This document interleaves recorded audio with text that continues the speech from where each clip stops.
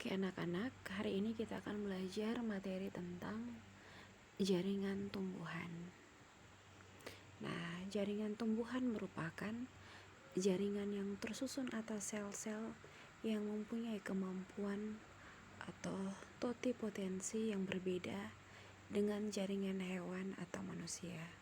Artinya, jaringan tumbuhan merupakan jaringan yang kemampuan membelah, memanjang atau elongasi, dan diferensiasinya tak terbatas.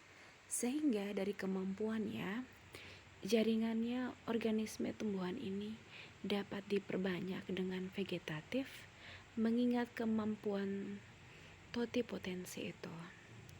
Vegetatif dimaksudkan adalah dikembangkan secara tidak kawin, dicangkok, di-stek ataupun dengan cara lain yang intinya diperbanyak hingga menghasilkan keturunan yang sama.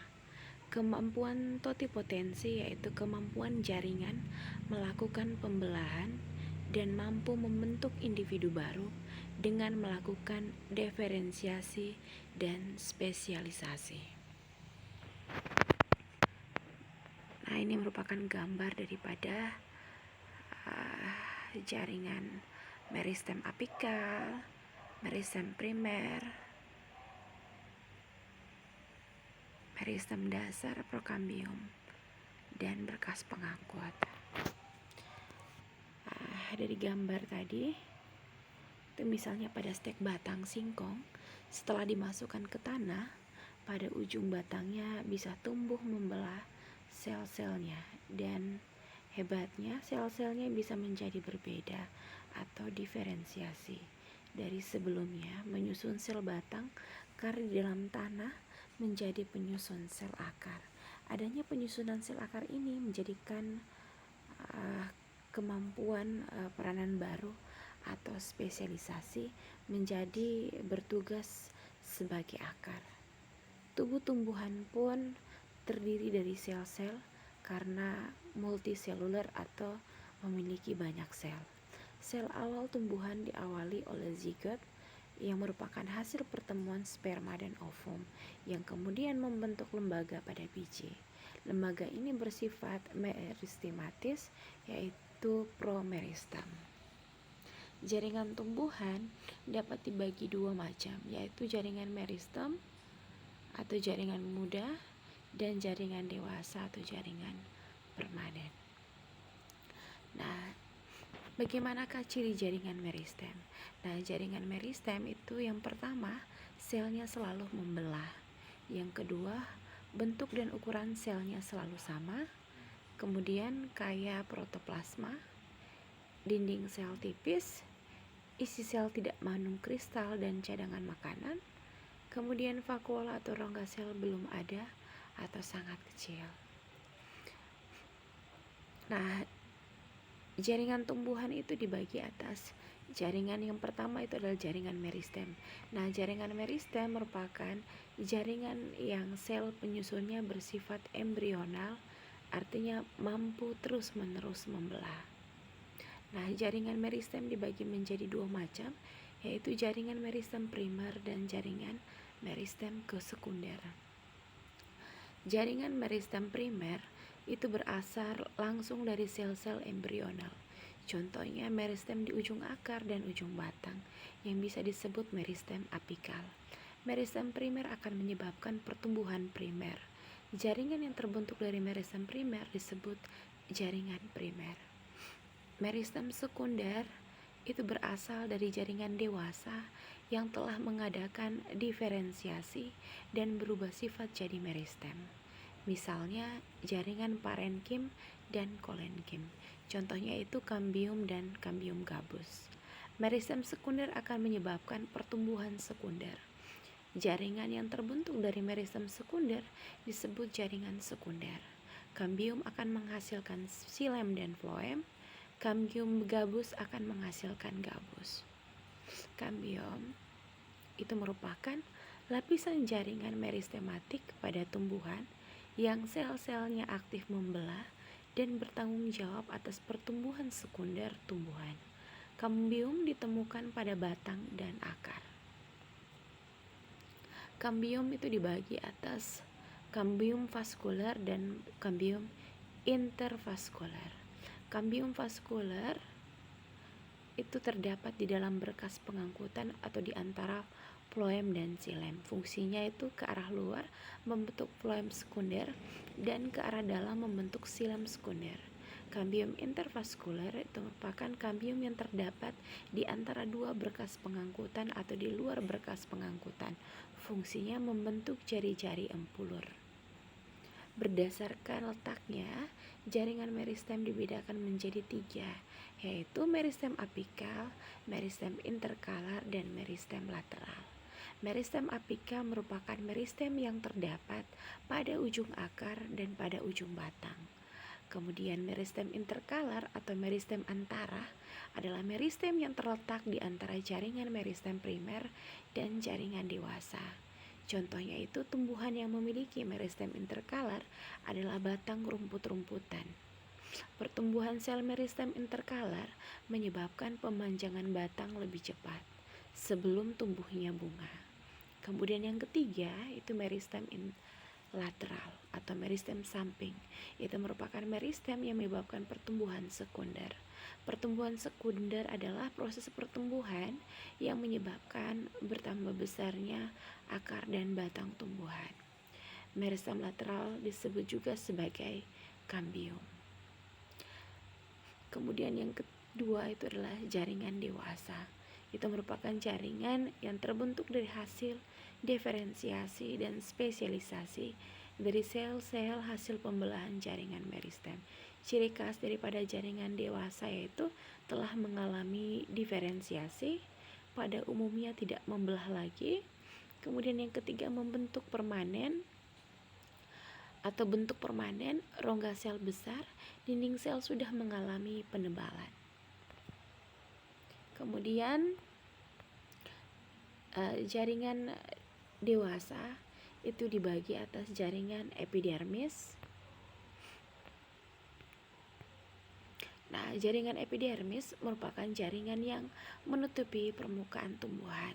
Ciri atau karakteristiknya itu bentuk sel seperti balok, tersusun atas berlapis tunggal, rapat, tidak ada ruang antar sel, tidak memiliki klorofil, modifikasi sesuai dengan letak dan fungsi. Fungsi daripada jaringan epidermis yaitu sebagai pelindung atau proteksi jaringan di dalamnya, tidak dapat tembus air dari luar kecuali akar yang mudah bisa kemasukan air karena osmosis. Peresapan air dan mineral pada akar yang mudah. Oleh karena itu, akar-akar yang mudah epidermisnya diperluas dengan tonjolan-tonjolan yang disebut bulu akar. Untuk penguapan air yang berlebihan bisa melalui evaporasi atau gutasi. Tempat difusi O2 dan CO2 sewaktu respirasi terjadi pada epidermis yang permukaannya bergabus. Epidermis bisa membentuk aneka ragam bentuk penyesuaian perannya di organ tempat keberadaan epidermis, yaitu di stomata, trikoma, bulu akar. Yang kedua itu jaringan parenkim. Nama lain dari parenkim adalah jaringan dasar. Sel parenkim yang mengandung klorofil disebut klorenkim. Fungsi dari jaringan parenkim adalah untuk menyimpan cadangan makanan dan air oleh tubuh tumbuhan. Berdasarkan fungsinya, jaringan parenkim dibedakan menjadi beberapa macam. Di antaranya yaitu parenkim asimilasi. Itu merupakan sel parenkim yang mengandung klorofil dan berfungsi untuk fotosintesis. Kemudian yang kedua, parenkim penimbun. Itu merupakan parenkim yang dapat menyimpan cadangan makanan yang berbeda sebagai larutan di dalam vakuola, bentuk partikel padat atau cairan di dalam sitoplasma. Yang ketiga, parenkim air. Itu merupakan sel parenkim yang mampu menyimpan air. Umumnya terdapat pada tumbuhan yang hidup di daerah kering, tumbuhan epifit, dan tumbuhan sekulen. Yang keempat, parenkim penyimpan udara. Itu merupakan jaringan parenkim yang mampu menyimpan udara karena mempunyai ruang antar sel yang besar. Kemudian yang ketiga yaitu jaringan penguat. Jaringan penguat nama lainnya yaitu stereon.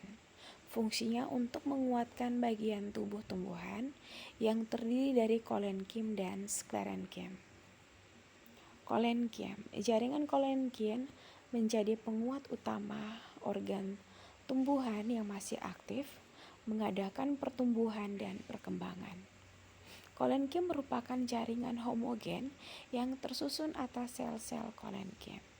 Kolenkim berfungsi sebagai jaringan penyokong pada organ muda yang sedang tumbuh, pada tumbuhan, mencerna, dan bahkan pada orang dewasa.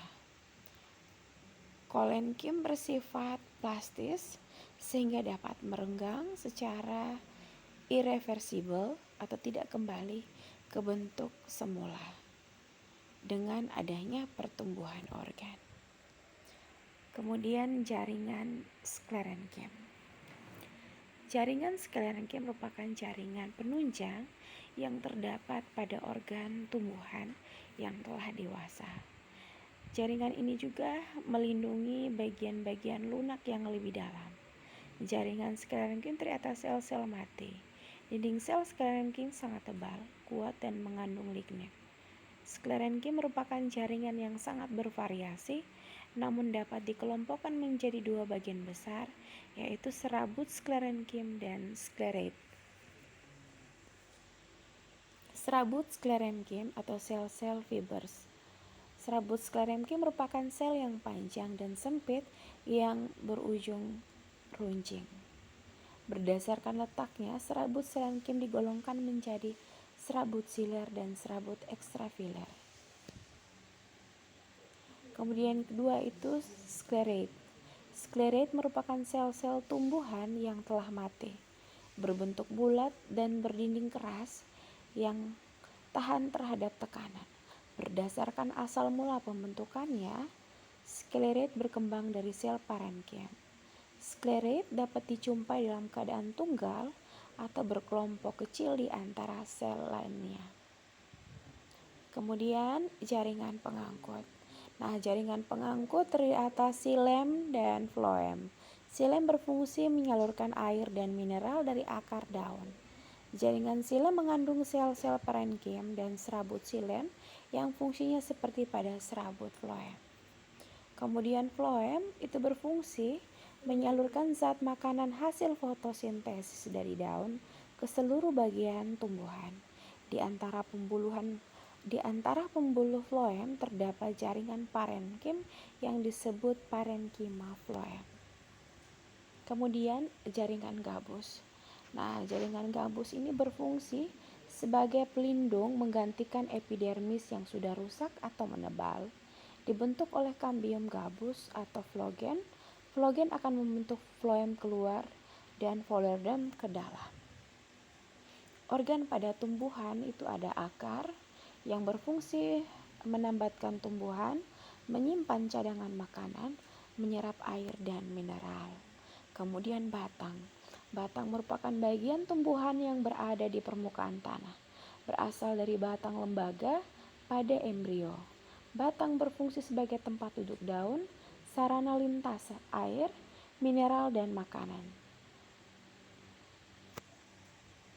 Daun merupakan bagian tumbuhan yang biasa terbentuk lembaran pipi berwarna hijau dan berfungsi sebagai tempat pembuatan makanan bagi tumbuhan melalui proses fotosintesis. Kemudian bunga. Bunga itu merupakan alat perkembangbiakan pada tumbuhan atau kelompok Angiospermae. Struktur bunga yaitu kelopak bunga, mahkota bunga, benang sari, dan putik. Sekian dan terima kasih.